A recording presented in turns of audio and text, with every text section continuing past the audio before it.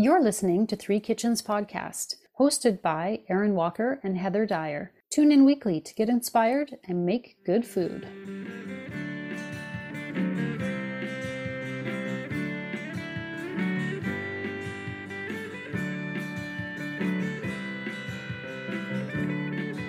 Hello, listeners. Welcome to Three Kitchens Podcast. I am one of your hosts, Aaron Walker, and I am joined today by Heather Dyer. Hello there. I almost called you Heather Walker. Well, today we have a really interesting interview to bring to you. We talked with Chef Carl Heinrich. He is a graduate of the Stratford Chef School. He was the winner of Top Chef Canada Season 2, and he is the owner of Richmond Station, a restaurant down in downtown Toronto. That's right. And Carl is very passionate about regenerative agriculture and knowing where your food is coming from and keeping your food dollars in your local community. And these are things I think we can all relate to as home cooks, wanting to know where we're getting our ingredients, wanting fresh seasonal food. Yeah. And we all know that if you start with good ingredients, you're going to get good food at the end of it. And this is what Carl is kind of all about. Yeah, so we have a great discussion talking about how we can build stronger relationships with our food by knowing the community of producers. And he shares what he makes when he is done cooking in the kitchen for the day, how he gets a meal in. And so we've got a few ideas on how you can make that and zhuzh it up for yourself. He was not impressed with when I said, well, do you just throw in like a frozen pizza? He's like, no. That takes too long, he said. No, yeah, he's like, no, that's actually too much bother. Yeah. Yeah.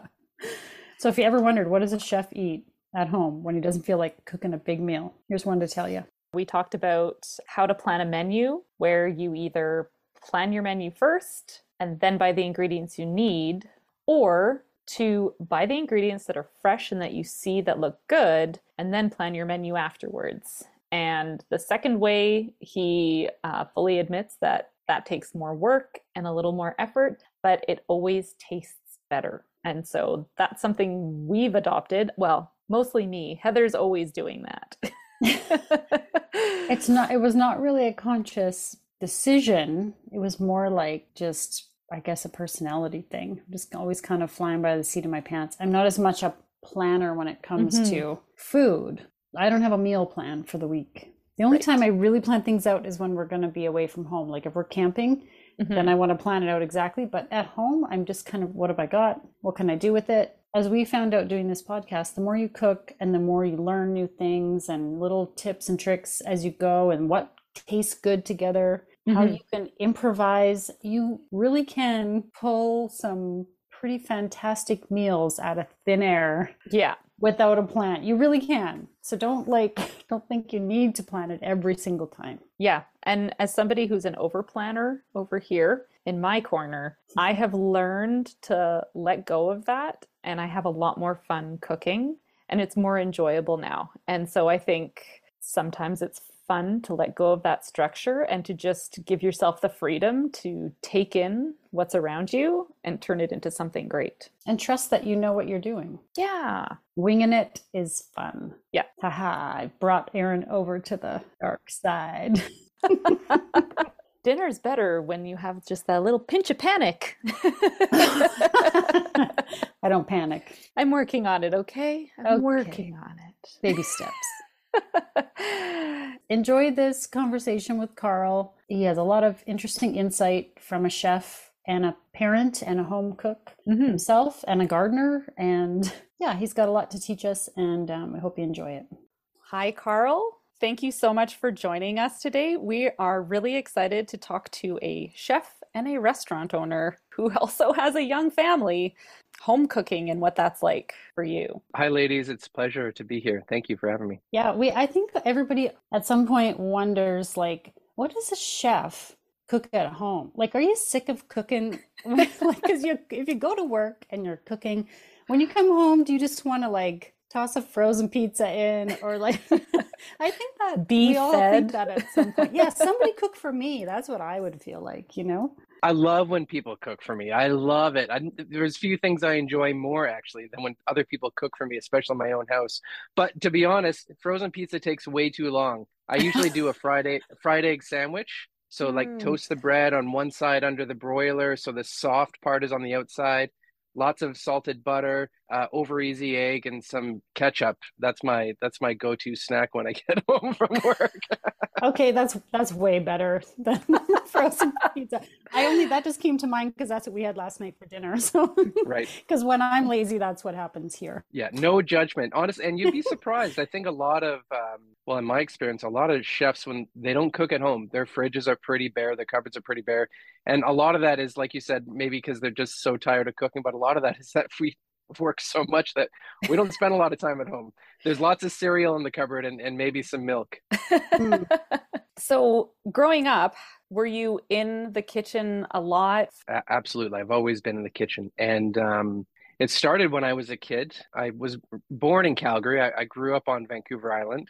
Oh, cool. You guys are based in Alberta too, Yeah, we're both in Calgary. Hmm. but I spent most of my childhood on Vancouver Island. And when growing up, I have two sisters, and my mom was a single mom for a lot of my early childhood. And I think it was maybe I was around 11 or 12 years old, and my mom would have been working, and she sat my older sister and I down and said, "Well, guys, it's really time that you help out around here, and you're going to be in charge of a dinner a week, each of you." Hmm. And at the beginning, it was freezer pizza and what you could, pop in the microwave maybe. But I really enjoyed it. I really enjoyed cooking for my family. Right. I really enjoyed the responsibility.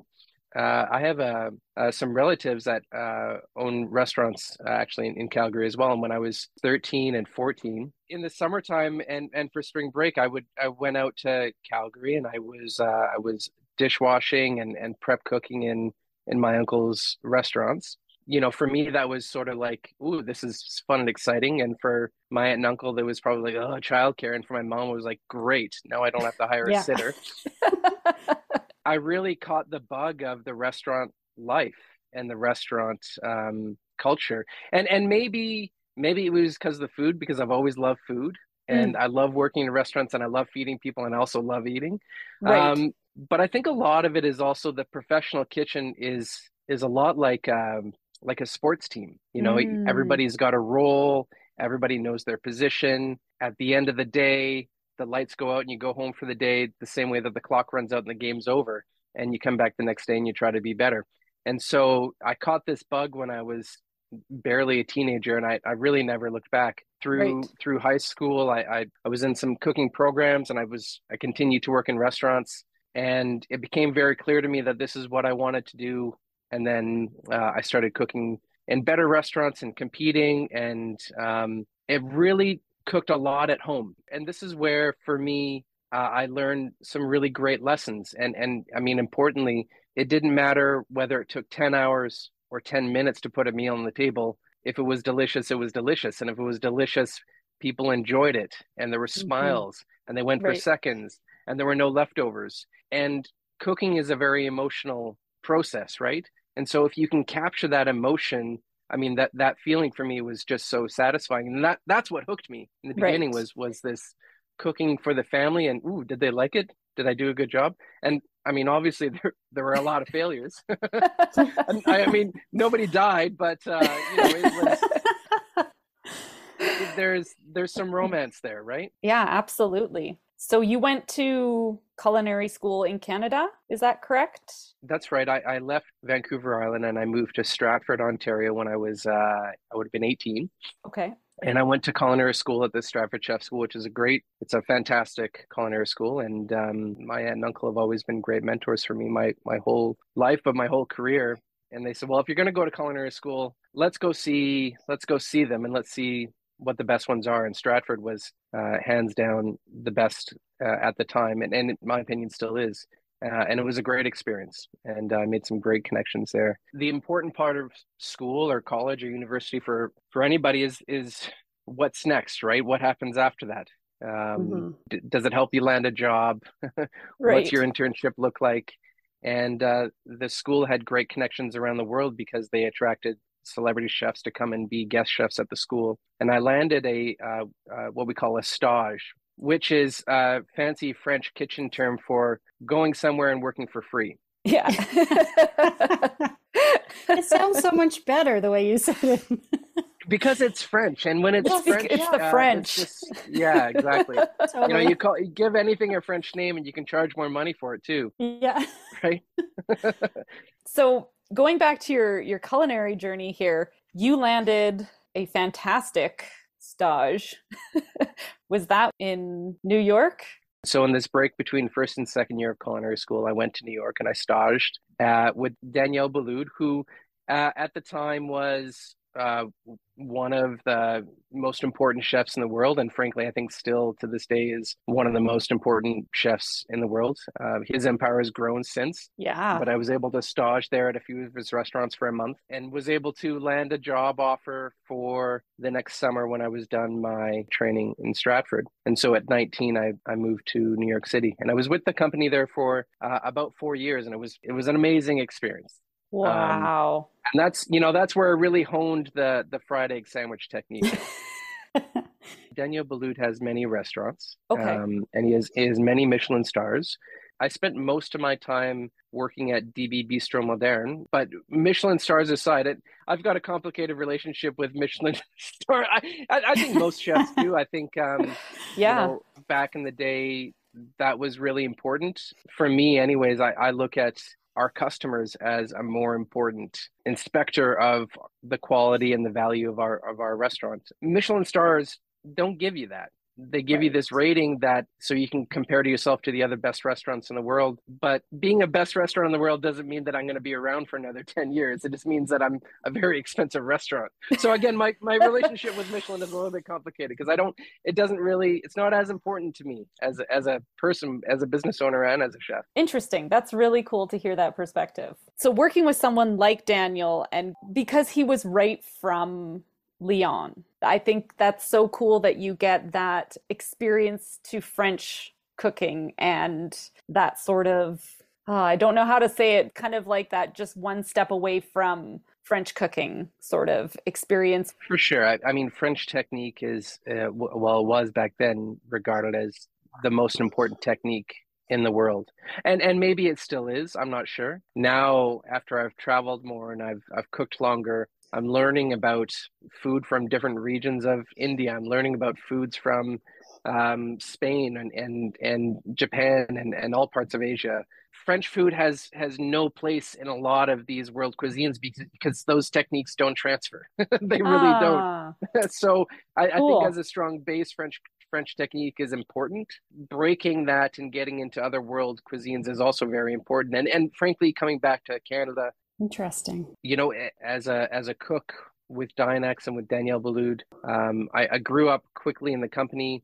By the time I left the group, I was a sous chef and I was in charge of helping create menus and purchasing and inventory, and those things were all really excited. But I couldn't tell you a lot about agriculture. I couldn't tell you a lot about the food that I was buying, other than it had to be the best, right?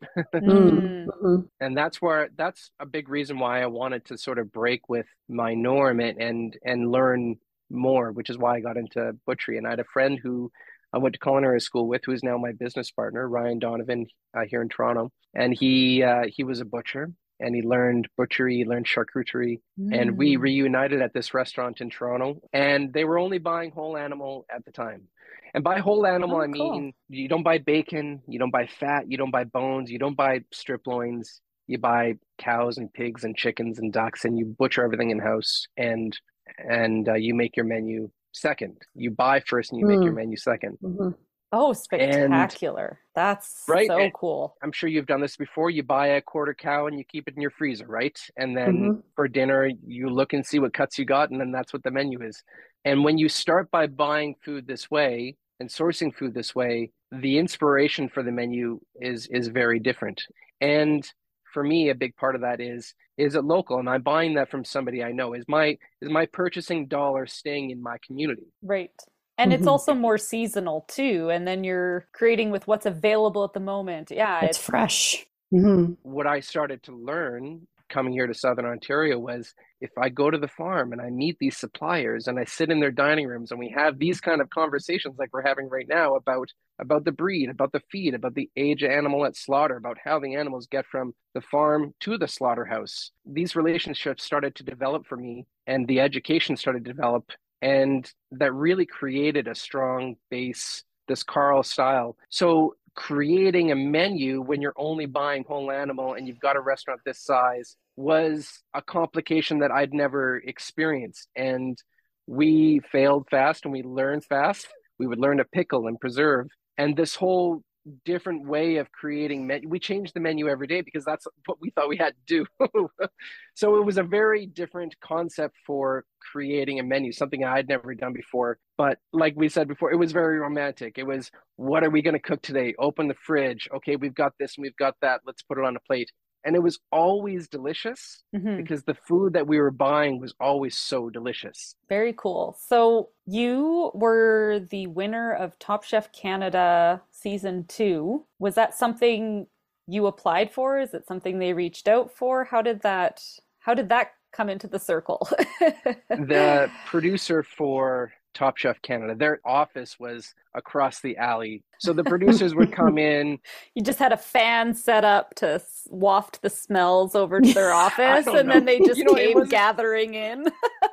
maybe it wasn't the agenda, I promise. But I was young. I was 25 at the time, Right. and Yeah.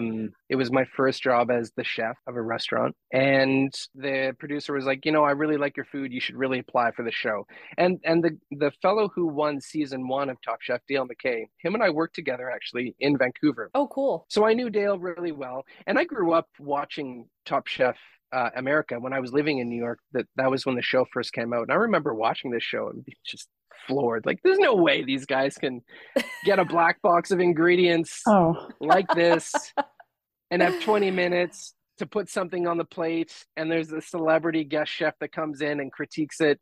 Come on, these are not realistic possible scenarios. wow. And for a professional chef to think that, I thought that's just what all of us at home thought of it, where you'd be like, oh yeah, Right? piece of cake, piece of cake. It's hard, but so I applied for the show mostly because I didn't have anything to lose. Nobody knew who I was. If I had failed miserably and I lost my job because of it, I could always just go get another job and that'd be fine. So I never applied thinking that I would do very well, or certainly that I would win. But TV is an interesting world, right? I don't know if you've ever done any television. I mean, you've got a podcast, but Nope. in that there's a camera on your face the whole Hmm. time, and it's not really Top Chef. When I think of chef is you run a kitchen, you have staff. Top Chef is really top cook in that we had to Mm. cook. We had to put Hmm. food on the plate, which was really exciting. In that that was it. So we just had to cook. But it's challenging because it was 6 weeks long, the filming of the show. There Okay. was no contact with the outside world. They took our wallets and our cell phones away. We were sequestered in a hotel. Wow. That's intense. It was intense. You're in the green room waiting to get out into the, what do you call it, theater stage where we cook. And we don't know what we're walking into. We don't know what the challenge is going to be. We don't know what the parameters are going to be. We don't know if we're going to be sent home if we have the worst dish. We don't know what the stakes are if you win. Cook and go. And it's just lights, camera, action, and there's cameras and lights everywhere. And we're just cooks, right? We're not TV stars. This is not our element. So I think by the end of the day, a lot of the contestants on the show didn't do as well as they wanted to, probably not because they weren't good cooks, but just because reality TV is a very different world. It's just a game, and I love games. So it was really just a game, and trying to find the answer to the Top Chef game was a fun challenge. That show certainly helped the rest of my career. Right after that, we opened Richmond Station, but certainly Top Chef gave me the equity I needed to open my restaurant with capital. I mean, I think we would Right. have opened a restaurant regardless, but certainly the show helped fill the seats right away. The finale for Top Chef aired in June 2012, Yeah. and we opened Richmond Station in October 2012. So it was a great catalyst. And now you've been around for over 10 years. That's fantastic. We're old now, right? in restaurant years. I think Absolutely. 10 years in restaurant years is like 100 years in dog years. Mhm.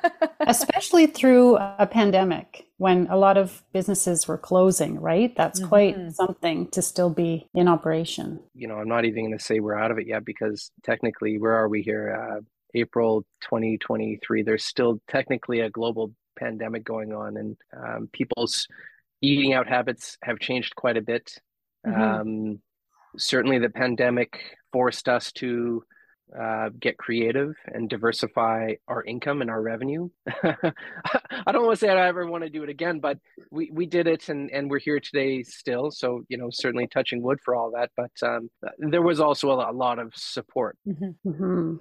It's interesting because you talk about these challenges of you have to be able to think on the spot and keep going. And I feel like because you were cooking like that, it applied to how you ran your business as well when everything got turned upside down. I had to leave the kitchen for the most part and focus on business during that time. And the team that we had in the kitchen was phenomenal, and they still are. And to be honest, I haven't been in the kitchen at Richmond Station since prior to COVID. Basically, last year my wife was diagnosed with very aggressive breast cancer, and so horrible timing from one crisis to another. But our lives at home really changed as well. We've got 2 young kids here. I had to take a step back from my day-to-day life at the restaurant to focus on the family here. And since then, it's provided a lot of good perspective, but also, talk about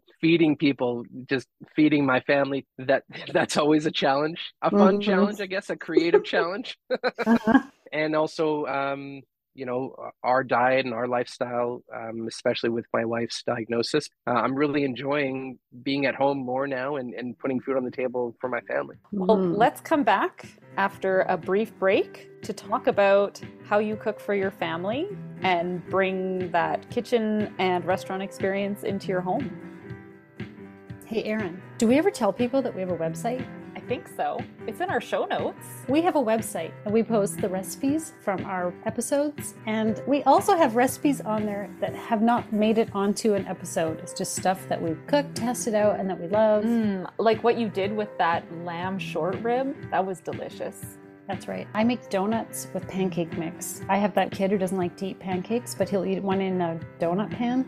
Yeah, so if you're looking for a way to do something a little bit different, we've got multiple options for you to explore. And of course, all of our episodes, including the Speakeasy bonus episodes and the drink recipes, that's all on there. So visit us over at threekitchenspodcast.com. We're back to talk about cooking for our families and the different ways that you can plan a menu and how you can go at it. Right. And so there are 2 ways to make a menu, and it's same as a home cook. You can start with, this is what I want to eat.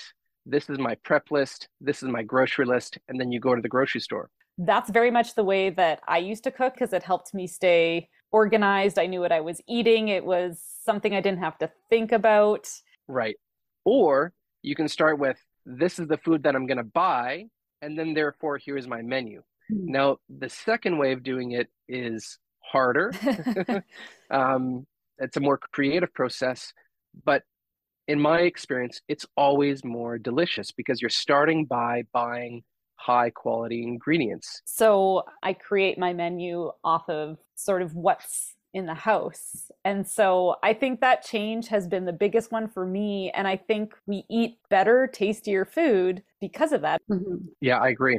100%. I didn't realize how much that was changing. And I like to credit Heather on helping me be less structured in how I did things. A little more of a chaotic cook. Yeah, but I've also found like it's kind of the funnest thing to be like, what do I have in my fridge? I am not going to think about dinner until I walk into the kitchen tonight and then just make it happen. And that's so much fun. And sometimes it's not, what am I going to go and buy? And then what am I going to make with that? It's, what have I got in the house so I don't have to stop at the store? And that is, I think, trickier because if you haven't had the forethought, what have you, then you have to kind of make something work. right? Well, and for both you and for a lot of parents out there, what are you going to make that the kids are going to eat? Yeah.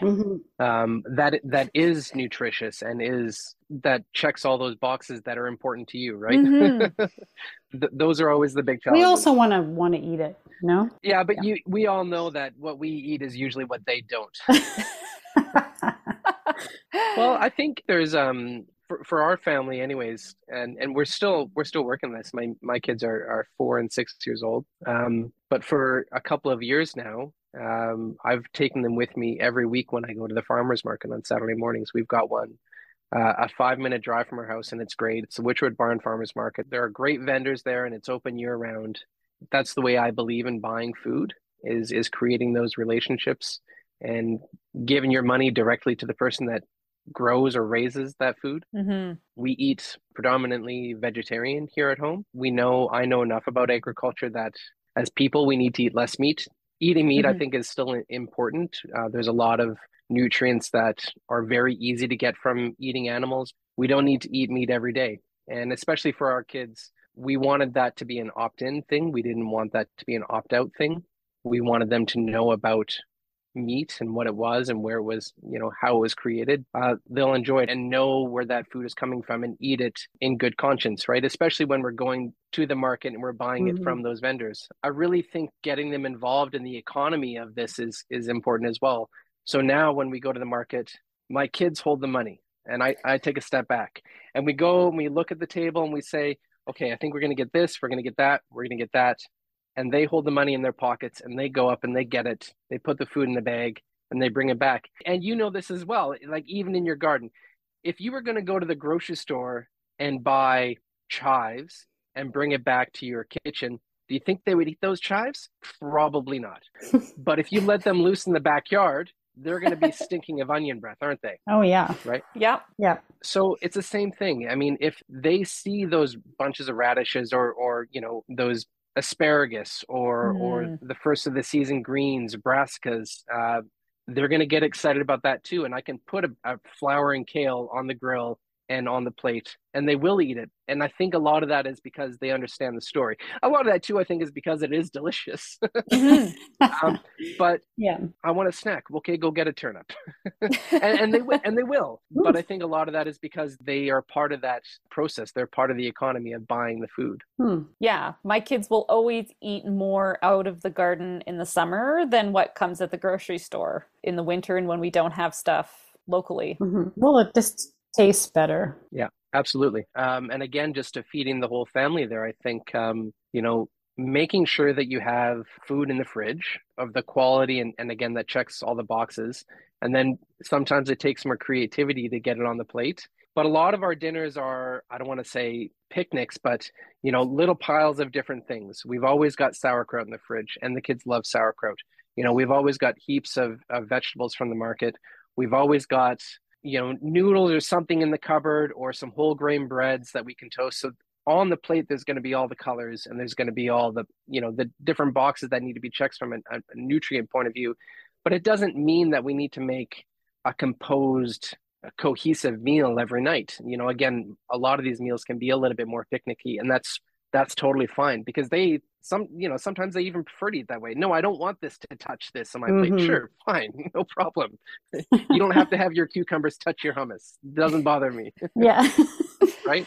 But if I were to make a hummus dish with all the accoutrements on top and cucumbers stuck into it, maybe they wouldn't want to eat it. So putting food on the plate is a little bit more complicated, but it can be more fun. And I think kids like to have the power that, that they can choose. If you give them that choice in front of them, not Yeah. just a composed plate, right? Especially real little guys. They like to feel like they have some autonomy and some choice and they get to pick. So as long as you're good with everything you're putting in front of them, you don't care what of it they eat. We used to always say, it's like they get really hungry right before dinner. Mm-hmm. Now we can say, okay, we're eating in like an hour, you can wait because they're big enough, they get it. But when they were littler and they were, I'm starving, it was like big panic and be like, any vegetable you want to eat, you just go eat it. I don't care. Eat all the carrots if that's what you want to have, because you know that you're okay with that choice of stuff and they feel good that they get to pick.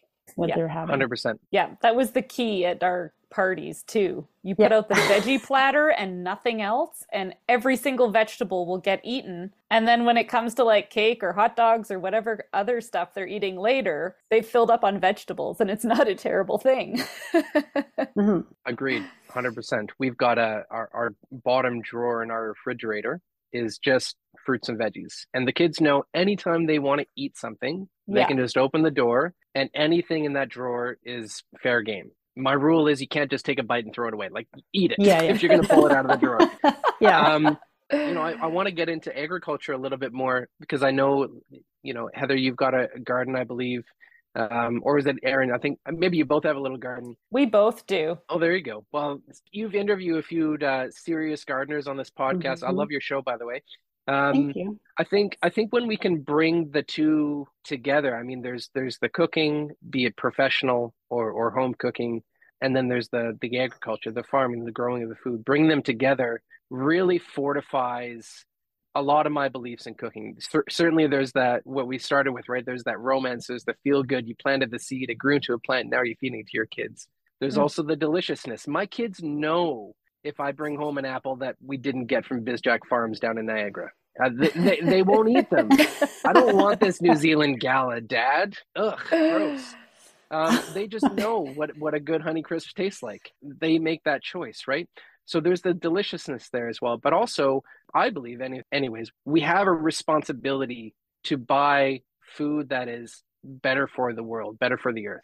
And there are three different ways to do almost anything, but specifically in agriculture, there's degenerative, there is regenerative, and there is sustainable. And so by degenerative, I mean your soil gets less and less healthy every year. Mm-hmm. There is sustainable, which is your soil continues its health year over year.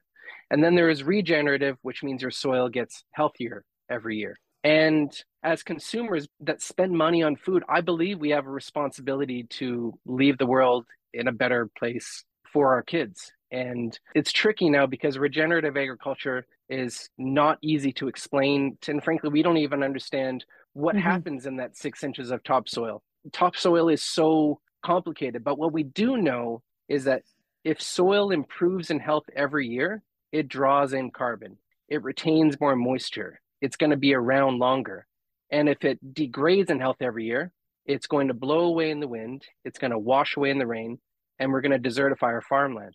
So the birthplace of agriculture, I think about the Fertile Crescent. I think about the Middle East 10,000 years ago, right? Yeah. Mesopotamia. We can't grow food there anymore, and we're going to be in big trouble. We need to make our soil healthier. So not only do we have to stop putting greenhouse gases in the atmosphere, we have to find ways to sequester them.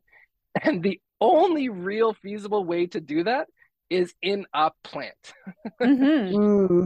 And look around you. Carbon is not the enemy. Carbon is the most important building block of life. Everything that you can see right now that isn't made of a rock is made of carbon and was made by a plant. That was one of the really interesting things when we talked to the gardener recently, was how to grow things in a less monoculture sort of way to increase and diversify the plants so that it builds our soils when we're just gardening in the backyard even, and just thinking about our local gardens, and to make everything kind of work together and create more of a balance, which I think is what's important too with how we're overall as a society creating a better balance between what we take and what we give back.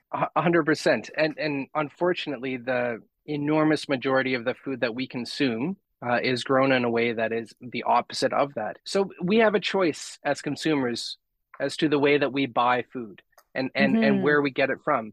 And I invite everybody to go and talk to people that grow food and ask them about their soil. That 6 inches of topsoil, is it getting healthier? Do you use compost? Is there animal integration? Do you cover crop? Do you change your soil from year to year and grow different crops? Do you till? Do you use pesticides? Do you use fertilizer? And not to say that every farm has to check every box in order for you to buy your carrots from them. No, that's not the point. The point is, let's start having more of these conversations, because it's in these kind of conversations that people get the inspiration.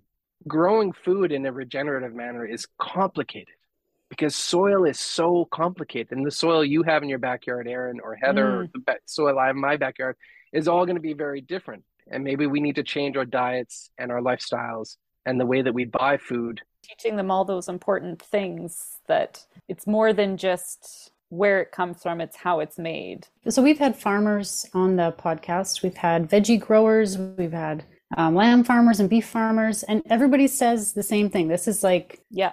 I really like hearing this from a chef's perspective as well, and a parent and a consumer. And because it's not just the producer telling us to ask the questions and go to the farmer's market and say, where was this grown and how did you grow it? Like everybody says, go and talk to the farmer. It's why the government has something called open farm days. Open farm days here Open in farm days Alberta. where you can go and visit farms, you can ask the questions, you can buy directly from them. Yeah. And it's because of this. And so I think you've just given our listeners lots of great questions to ask when they do go out and visit farms and talk to growers and go to the market. It's really great.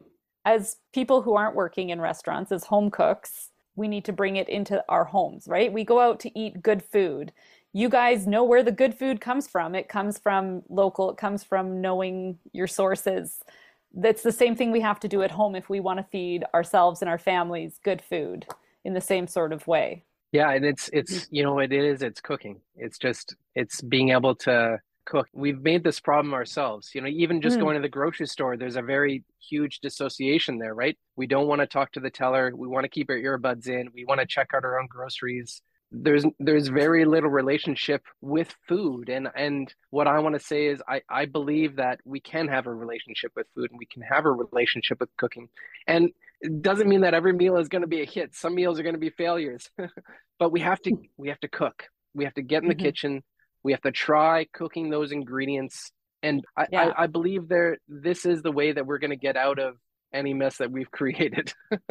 Oh, that's really great. So thank you so much for joining us. This has been really, I could listen to you talk about this stuff all day. You're obviously very passionate about it, and really, we love that.